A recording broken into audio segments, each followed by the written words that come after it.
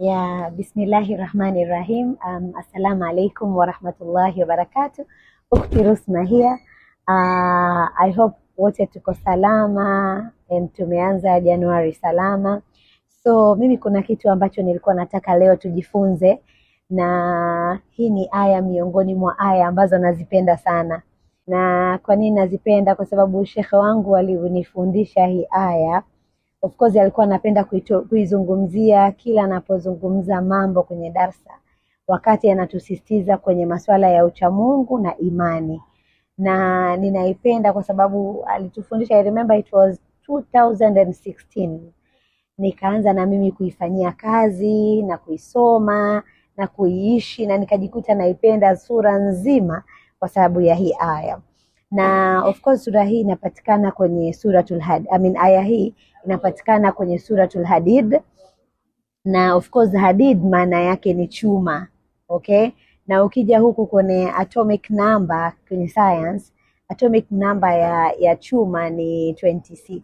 But today nataka tusome kwenye suratul Hadid aya ya 28, ya ambapo kwenye hii aya Mwenyezi Mungu anazungumza na waumini. Na mimi nikasema leo let's have a chance kupata ujumbe wa Mungu kwetu sisi waumini kupitia hii suratul Hadid. Mwenyezi Mungu anasema ya ayyuhalladhina amanu taqullaha wa aminu birasuli, enyi ambao kwamba mmeamini, taqullaha, endeleeni kumcha Mwenyezi Mungu, wa aminu birasuli, na endeleeni kumwamini mtume. Kwa nini sallallahu alaihi wasallam? Mtume wake, birasulihi, endeleeni kumwamini mtume wake. Kwa nini tunatafsiri kwa endeleeni? Hapa tukija kilugha imetumika fi'lu mudhari. Fi'lu mudhari kazi yake inafidisha kitu kinaitwa tajaddudi wal istimrar. Tajaddudi wal istimrar, according to my sheikh, alitufundisha kwamba ni kufanya kitu na kufanya kwa muendelezo na kufanya bora zaidi. Kwamba let's say umeamua labda mimi labda nitachukua uradi wa kumswalia mtume sallallahu alaihi wasallam, nitakuwa kila siku namswalia mtume.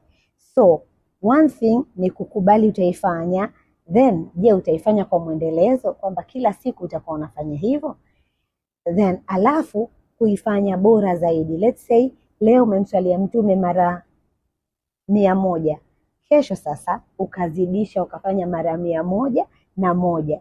Au leo umemswalia mtume sallallahu alaihi wasallam ukiwa peke yako labda nyumbani, kesho ukawaita watoto wako na watu kwenye familia yako mkamswalia mtume kwa ubora zaidi. Kwa maana tajaddud na istimrar ni kufanya kwa muendelezo na kufanya bora zaidi.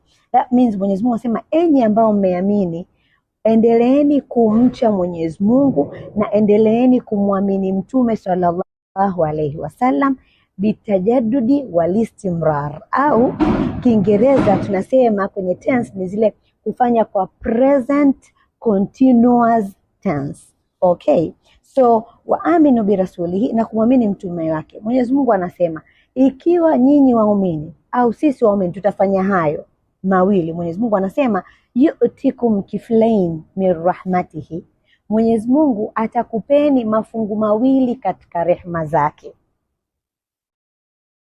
Hiyo tu itoshe kwamba kumbe ili niweze kupata mafungu mawili ya rehema za Mungu, basi mimi nisiache kumcha Mungu na kumwamini mtume sallallahu alaihi wasallam kwa muendelezo. Min rahmati wa yaj'al lakum, Mungu atakupeni kiflain. Kiflain ni mafungu mawili. Mafungu yani fungu moja ni la maisha ya dunia na fungu jingine ni la maisha ya akhira. Ndivyo alivyonielekeza shekhi wangu. Of course 2016 to today, 10 years ago, a decade ago, akasema kwamba Mungu aliposema hapa anamaanisha fungu moja utapata duniani na fungu jingine akhira. Ndio hiyo kiflain katika rehema zake. Rehema za Mungu ni nyingi. Wewe unataka nini? Watu wanatafuta furaha, watu wanatafuta amani kwenye maisha ya dunia, watu wanatafuta kuridhiwa na Mungu. Na akhera watu wanataka pepo, watu wanataka kukaa na Mtume Muhammad sallallahu alaihi wasallam. Kwa Mungu anakuambia kanuni ya kuvipata hivyo, basi endelea kumcha Mungu na kumwamini mtume. Lakini haitoshi tu hiyo, Mungu anaendelea akisema wayaj'al lakum nuran tamshuna bih. Sallu ala nabii. Mwenyezi Mungu anaendelea kusema kwamba pamoja na mafungu hayo, Mungu atakupeni nuru ambayo utakuwa ukitembea nayo. Kwa hiyo Mwenyezi Mungu atatupa pia nuru katika maisha ya dunia. Kuna watu wanatafuta kuridhiwa, kuna watu manake kitendo cha kwamba wewe umekuwa attached na nuru, manake you are a shining star. If you are a shining star, what else? Unajua ile wanasema kwamba kuna nyota ambazo ziko juu sana, zinang'ara sana, and to the extent kila mtu anataka kuiangalia nyota hiyo. Umeona? Kwa hiyo manake ukiendelea kumcha Mungu na kwa muamini Mtume Muhammad sallam, Mungu anasema pia jambo la pili atakujalia nuran tamshuna bih. Atakupa nuru ambayo utakuwa unatembea nayo. Tena Mungu anaendelea subhanallah. Anasema wayaghfir lakum, na Mungu atakusameeni. Umeona? Wallahu ghafurur rahim. Na Mwenyezi Mungu ni mwingi wa kusamehe na mwenye huruma. So kitu ambacho tunakipa hii aya na naipenda, nimesomeshwa na Sheikh wangu 10 years ago, and why nikaona niseme, kwa sababu ni aya ambayo imejitosheleza kila kitu ambacho sisi wanadamu tunakitaka katika maisha yetu ya duniani na akhera. Na going forward, tuko kwenye mwezi wa Rajab, going Shaban, going to Ramadhan. This is the high time. The more unafanya ibada right now, hebu jiangalie leo umefanyaje, kesho utafanyaje, ndani ya Shaabani utafanyaje, unazidi kuzidisha. Ndani ya Ramadhani tena ndo mwezi ambao tunaambiwa la'allakum tattaqun. That means and afterwards, baada ya miezi hii ambayo ya kujikurubisha zaidi kwa Mungu, maana yake baada ya hapo you have a chance ya kuendelea kuwa karibu na Mungu. Kwa hiyo my point, tujitahidi kuishi kwenye hii aya.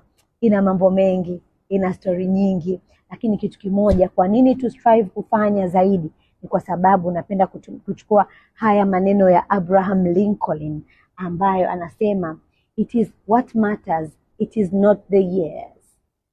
Kinachomata sio miaka, but life in those years. Kinachomata ni maisha ndani ya hiyo miaka. Kwa hiyo let's have our time kuweza kutengeneza maisha ndani ya ile miaka ambayo tunaishi. Wama alaina illa albalaghul mubin. Wassalamu alaikum warahmatullahi wabarakatuh.